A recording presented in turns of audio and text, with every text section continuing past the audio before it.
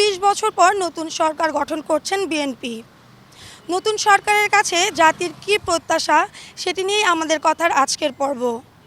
দর্শক, আপনাদের সবাইকে স্বাগত জানাচ্ছি এটি নিউজের নিয়মিত আয়োজন আমাদের কথার আজকের পর্বে। আপনাদের সঙ্গে আছি আমি ফাতেমা রথি। শুনবো এ বিষয়ে সাধারণ মানুষের মতামতের কথা। তবে মূল পর্বে যাওয়ার আগে চলুন দেখে আসি এ বিষয়ে এটিএন নিউজের প্রচারিত একটি প্রতিবেদন। 12 ফেব্রুয়ারি সারা দেশে অনুষ্ঠিত হয় গণভোট ও ত্রয়োদশ জাতীয় সংসদ নির্বাচন।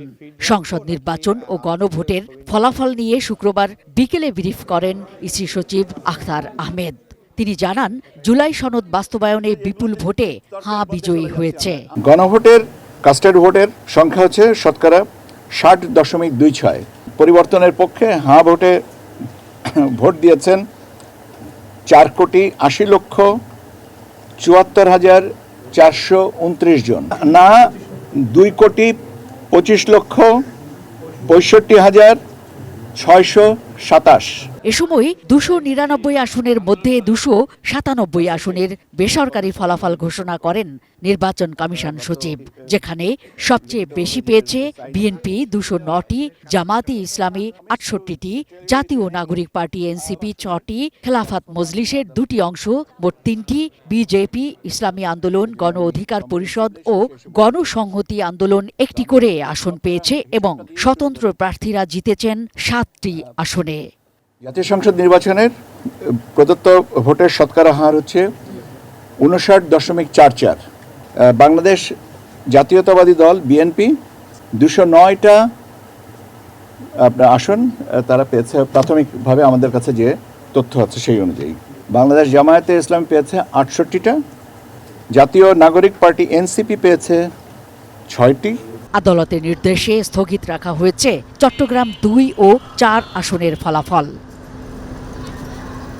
Mahfuza Muslehi, ATN news, Dhaka. দর্শক, এতক্ষণ দেখছিলাম প্রতিবেদনটি। শুনবো সাধারণ মানুষের মতামতের কথা। বহুদিন পরে সরকার, তো প্রত্যাশা অনেক, তবে স্বাভাবিক প্রত্যাশা থাকবে বিচার কার্যটা সঠিকভাবে নিশ্চিত করা। কারণ দেশে আমি যে এখন পর্যন্ত কোনো সঠিক বিচারই দেখি না, যে কোনো একটা বিচার হইতে অনেক সময় লাগে। আর বর্তমানে মবতন্ত্র আছে, অনেক বেশি মব হইতেছে, তো এগুলো একটু নিয়ন্ত্রণে নিতে হবে। দেশ যেন আগের পর্যায়ে না যায়, মানুষের সব আশা হয়তো এই সরকার পূরণ করতে পারবে না, এমন পর্যায়ে থাকতে হবে তারা, যেন মানুষ বিপক্ষে না যায়, সরকারের বিপক্ষে গিয়ে আরেকটা প্ল্যাটফর্ম তৈরি না করে। সাধারণ মানুষ যাতে নিরাপদে বাস করতে পারে, তাদের যে অধিকার, সেই অধিকারগুলো রাষ্ট্র নিশ্চিত করতে পারে, তাদের বাসস্থান যাতে সুস্থভাবে নিরাপদ হয়, এই সবগুলোই মূলত মানুষ প্রত্যাশা করে। শিক্ষাগত যোগ্যতা থেকে এখন আমরা যেভাবে চলছি, আমাদের আয় উন্নতিরও অনেক দরকার, চাকরি বাকরিরও অনেক দরকার, যাতে নারীরা যেন আগাতে পারে, যেমন অন্য অন্য দেশগুলো আগাচ্ছে তেমন যেন আমরাও আগাতে পারি। আজকের বিষয়, নতুন সরকারের কাছে জনগণের প্রত্যাশা কি? মুন্সিগঞ্জ থেকে সঙ্গে আছি আমি ভবতোষ চৌধুরী নূপুর। চলুন শুনে আসি এ বিষয় নিয়ে সাধারণ মানুষের কথা। প্রত্যন্ত অঞ্চলগুলোতে সেই দুর্নীতিমুক্ত একটি সমাজ যেন গড়ে তোলে, একটি পরিষ্কার পরিচ্ছন্ন একটি পরিকল্পিত নগরায়ন যেন করা হয়, স্বাস্থ্যসেবার যেন উন্নয়ন করা হয়, জনগণের মত প্রকাশের স্বাধীনতা যেন প্রয়োগ করতে পারে। প্রতিহিংসার রাজনীতি, এই রাজনীতিটা যেন আগামীতে আমরা না দেখি, এটা হচ্ছে আমাদের আরেকটা চাওয়া।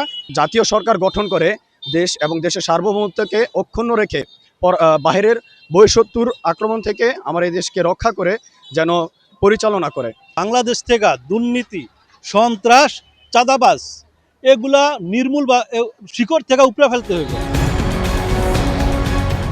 নতুন সরকারের কাছে জনগণের প্রত্যাশা কি, এ বিষয়ে নোয়াখালীর নাগরিকরা কি ভাবছেন জেনে আসি।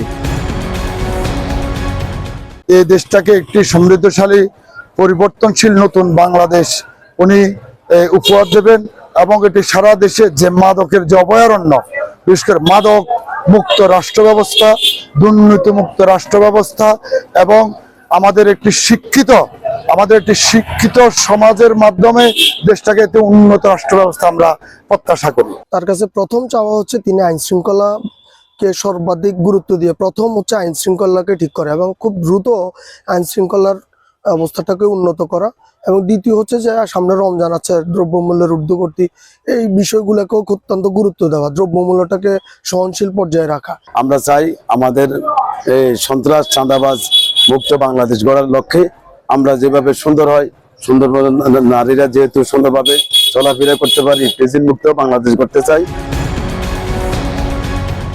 দর্শক, এতক্ষণ শুনছিলাম সাধারণ মানুষের চিন্তাভাবনার কথা। সেই সঙ্গে শেষ হয়ে গেল আমাদের কথার আজকের পর্ব। আবারও দেখা হবে নতুন কোনো বিষয় নিয়ে, নতুন কোনো জায়গায়। সেই সঙ্গে ভালো থাকবেন, সুস্থ থাকবেন, চোখ রাখবেন এটিএন নিউজের পর্দায়।